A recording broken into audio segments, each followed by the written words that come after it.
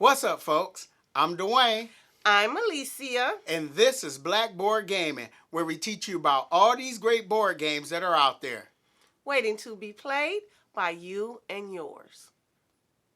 I'm a simple man, don't wanna complicate complication. Hey, everybody! Today is the first in a series of videos where we're going to highlight several board game publishers and talk about the games that they make. And this is an idea that I've been bouncing around for a little while now, but in light of recent events where these tariffs are concerned, I figured this is the least we could do. So we want to pay homage to those board game publishers whose games we love, and we want to support them. All the games we're talking about today can be found in your friendly local game store. Your flag. And these are all great games, that are already here. So we want to point out these games. That way, if you haven't tried these games out, you can go check them out, purchase them. We urge you to definitely give these games a try. Now, the first board game publisher we're going to talk about is a Canadian-based board game publisher. But I want to talk about them because these are the board games that I have introduced to Alicia and I've had the most success with. So, the publisher is Kid Table Board Game. In other words, if you want to get Alicia to play a game, show her a game that kids can play. No, these games are approachable despite your level, despite your age, and they're just really, really good games with really cool themes, And like I said, the first couple games I'm going to show you are games that I purchased myself, but of course the rest of them, they sent us where we did review videos or preview videos, and so this is unsponsored. We're doing this on our own, and we really like the board games that Kid Table Board Gaming puts out. All right, so without wasting any time, let's go right through. So the very first game, this is the first game that I purchased that was published by KTBG. I don't know why I brought that. KTBG. I'm going to make sure I got that. You got it right. Okay. And I remember seeing this. I was going to Origins back in 2019, and I saw this on their list, and I said, I want to check that game out. I was interested in the theme, but I ended up seeing it at my one of my local board game stores, and I picked it up. And that game is Wreck Raiders. Now, Alicia has not played this game yet, and I don't know why. I've played it a couple of times, and I really love the theme. And I didn't think she was gonna get into it because it's underwater treasure chest, big old octopus tentacle on the cover and everything. But in this game, we are diving and we are raiding these shipwrecks, pirate shipwrecks, looking for treasure. And we're rolling dice, going down into the deep, and it's like set collection. And we are grabbing these artifacts, and we are either putting them in exhibits, or there's sea creatures that we put in aquariums, or we might put those artifacts in our own private vault. Collection. Yeah, our own private collection.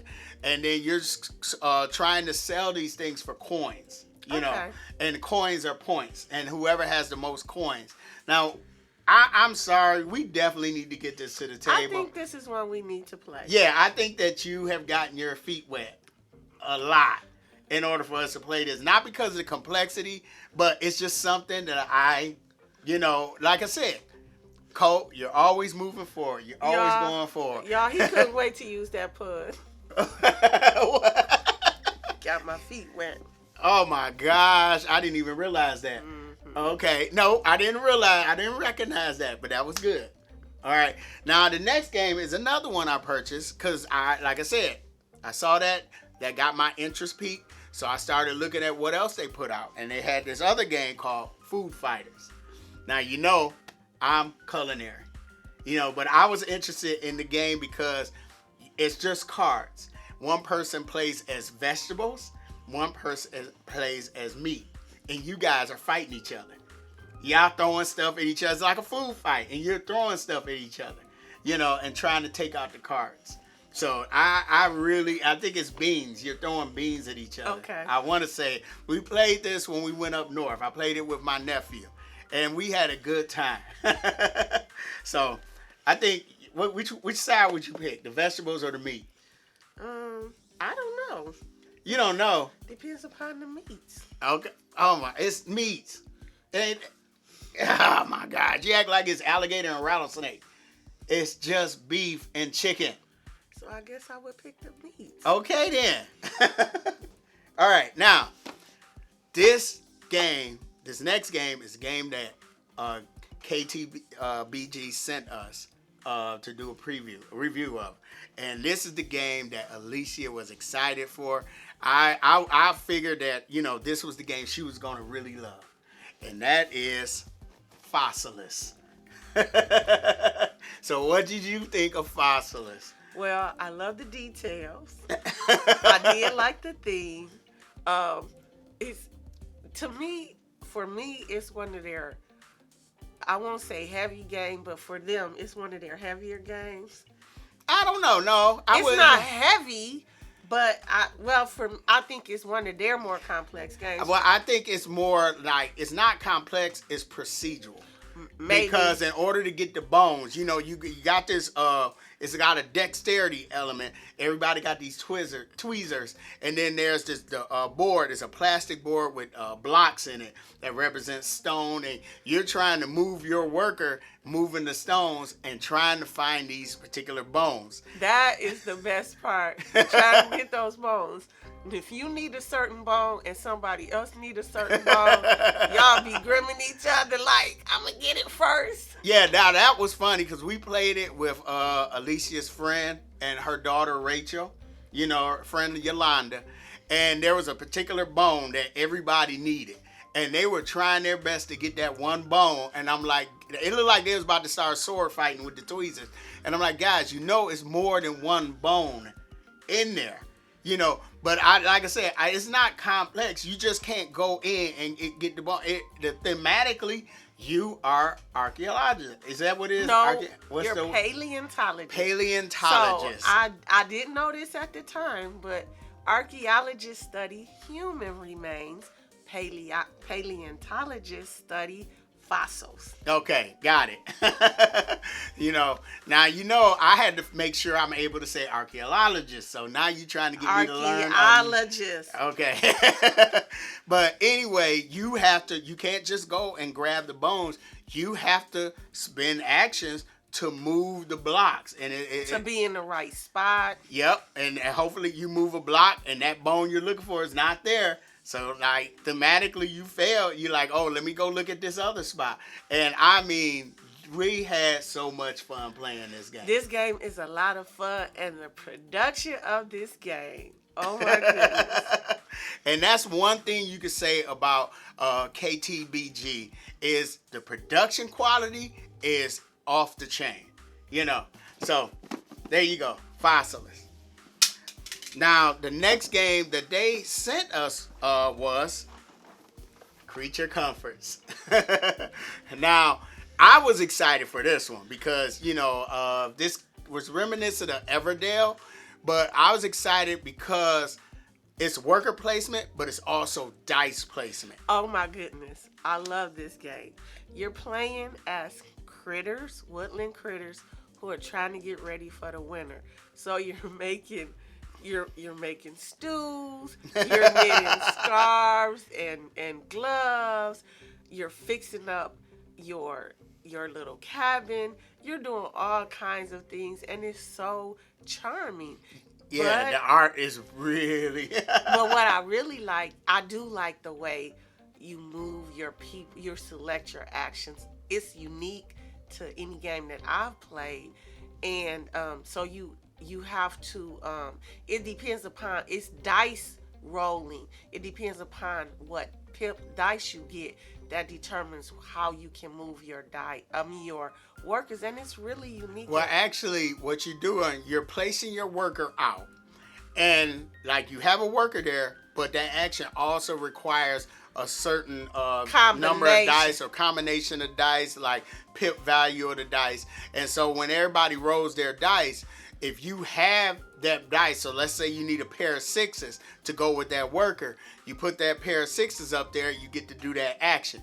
But if you don't have it and you're unable to place dice up there, then you fail, but you come home with a little lesson learned, you know, which I thought was really, really cool because you actually get something even though you fail. You know, and like you said, you're trying to make stews, you're making pancakes, you're making rocking chairs. You're getting stuff for the winner, like you might be gathering books or board games, and Everdale is one of the games. Oh yeah, Everdale and Wingspan. Yeah, so. Now, this is the game that brought our attention to Roberta Taylor, who's the designer of this game. Since then, she has designed 3 games, and that from Kids Table Board Gaming, and we really like all of them. You know, so Creature Comforts, and now, of course, the next one is a game like, so one year, PAX Unplugged, I worked for Kids Table Board Game, and that's why I got the t-shirt, you know. And I was teaching this next game from Roberta Taylor, which is in the same series, and that is Maple Valley. So in Maple Valley, it's more of a card game. Yeah. So winter has come and gone. It's spring now, and the youngsters are getting ready for the spring festival. Yeah, they're doing all kinds of stuff. They having hay rides and they making bakes, jelly. You know, they having bake sales and all shows. that. Yeah, they doing all kinds of stuff. But the thing is, you're gathering up your friends with allow you to go around the board to collect these resources. But your friends have to be able to go on these certain paths. So like me, a green path or a brown path. So you got to make sure that you have a friend that will take you on that particular path in order to get those resources. You know, so this was a kind of a lighter version of Creature Comforts, because like I said, in the Creature Comforts, you had the worker placement and the dice placement. This is more of a hand management card play, you know.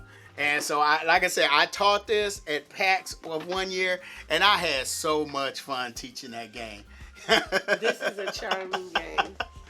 Okay, so the next one, if I was rating my favorite games from Kids Table Board Gaming, I think this will be my favorite. Because, like I said, I'm culinary. That is Dice Veggies. So, in Dice Veggies, you are gathering the vegetables that you need to put together recipes. So you have onions, mushrooms. There's tomatoes. I think carrots. Yeah, carrots. And the food is represented by these dice. And the way you pick the food, the dice is you have a big block and you put the dice all in a big block. And then you have a cardboard cleaver. We're making sure you hear cardboard cleaver. And you can get any dice on the edge of the block, any combination of dice that adds up to 10. Yep. So where the pip value comes into play, like I said, the dice color matters with the type of ingredient. But the pip value matters where you're trying to upscale that recipe. So there's these cards, I forgot what they're called, but they give you extra points. Bonus points. Yeah, bonus points if you're able, like Mother made it. Or it might ask you, all of your dice have to add up to 19. Or you have to have a 6 in your dice combination. Things like that. Yeah, and then you get to add that bonus card to it and gain extra points. Yes. Now, I actually played this. My friend owns a food truck, and me and his son were helping getting the food truck ready. And while we were doing some downtime, I had this game in the car, and we actually played this game on the food truck, and he loved it. and like I said, this is a game available in the stores. You know, already here in the States. All right. here we go. Now, the last game from Roberta Taylor, and we're going to talk about, this probably be I want to say my third favorite game. So Dice Veggie's my first favorite. This game is my third favorite, and that is Cafe Barras.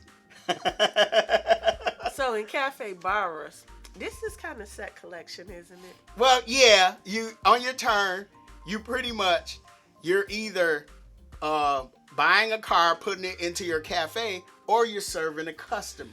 So you are you trying to get different ingredients so that you can serve the various customers. So you want to be able to serve soups, coffees, lattes, lemonades. And in order for you to serve the customers who come to you, you have to get certain cards in your tableau first. Right. And then, like, if you serve a customer if you have that in your tableau or your cafe, then you get money. You get a coin for that specific, not an ingredient, but for that specific item.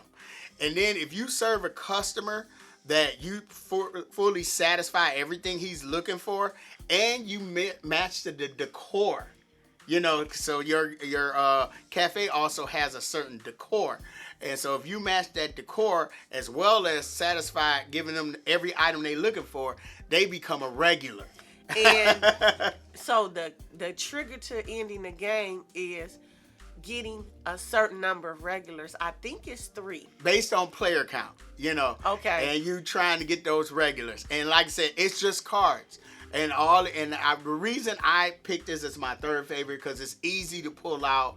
It really, it's something that a dream of mine is to have a board game cafe that serves some really cool sandwiches, got some lo-fi hip hop playing in the background and everything. And so that's why, playing this game is kind of like me living my dream.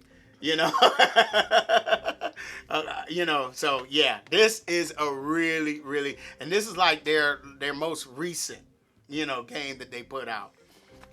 So now the next few is games that we haven't played yet. Now this one is because, like I said, we got a lot of kids table board gaming games. So there was one that I have been interested in because you're on a picnic. And it's called Problem Picnic, The Attack of the Ants. And pretty much you're rolling dice, and the dice have ants on. Instead of like little pip dots, there's ants. And basically, you're collecting food from the picnic in order trying to build up sets of stuff to score points. And then, of course, this one is one that's still in shrink wrap because I'm trying to wait for the season. Okay. And I know you're not going to play this one with me, but this is Haunt the House. And in this game, we are ghosts. And there's some people that have come into the house. They're like ghost hunters. So it's our job To scare them out. Yep. Get out. Get out. So yeah, I'm ready to play this game. There's a couple of Halloween-based games that I'm waiting for the season to play, and this is one of them. Okay. Okay. And this last one is they did a reprint or remake of one of the first games that I bought. And you remember Wasabi? Well, they released this one called Maki Master. Okay. And it's pretty much the same thing with some different rule changes, but you are creating sushi. Okay. And the components of this game is, like I said, usually that's their MO. That's Kids Table Board Games. It means MO is their production quality is off the chain. This sounds like one I have to check out too. Yeah, we played it. We played Wasabi though. And we did a preview video for this, remember? I don't remember that one. Yep, see? But you remember Wasabi. I remember Wasabi. Yeah, we did a preview video for that one. Okay. But you probably thought you was still playing Wasabi. Because it was supposed to come out as Wasabi. Okay. But then they released it as Maki Master. Oh, okay. Aha! Now remember I said my first favorite is Dice Veggies. I said my third favorite is Cafe Barras.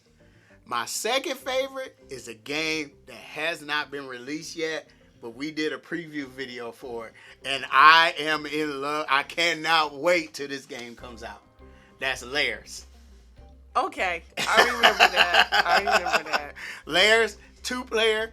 It's like 2-player, got like a battleship feel to it, where you are creating your own lair, and then the other player has to move around your lair and try to get to the exit before you get out of the lair that they created. And there's monsters, there's treasure. I mean, Layers, I love that game. You know, I remember I played it with Ryan. We went up to the corner bar. It's a board game spot here, and people were coming up like, what is that? You know, and I mean, Layers. I love games that put you in that fantasy thing. You know, so all right. So, like I said, this is the first in our series of board gaming publisher highlight videos, when we're highlighting Kids Table Board Gaming, because I think they deserve all the praise for making board games that are approachable no matter what level of gaming you're at or what age you are. You know, in fact, Dice Veggies was created by, they had some younger folks in their family, and they were like co-creators of Dice Veggies. And good job, guys. So, what do you think of this list? A couple of those games, we need to get to the table again. Yeah, we really do. I'm waiting for Layers. I'm sorry, I'm so waiting for Layers. But Dice Veggies, we're going to play that at the board game meetup at our church. We're going to do that one. I'm taking that up there. Okay. But like I said, if you like the contents of this video, feel free to hit the like button. Subscribe. Follow us on Instagram, Facebook, or Blue Sky. And in the comments, let us know which of these games you have tried out, and if you have a favorite of these games. And like I said, you'll see us again highlighting another board game publishers. And this is the least we could do. I don't know what else we can do unless I came into a lot of money, and then maybe I can help some of these small publishers out. But I mean, this is their livelihood. And this is affecting their livelihoods. And all I can do is just continue to introduce these board games to people, so people can go buy their own copy, and they could bring it into their homes, and they could introduce it to other folks. There's a ripple effect, and that's really what we're trying to do here. But anyway, enough of me rambling. I'm Dwayne. I'm Alicia. This has been Blackboard Gaming. We will see you next time.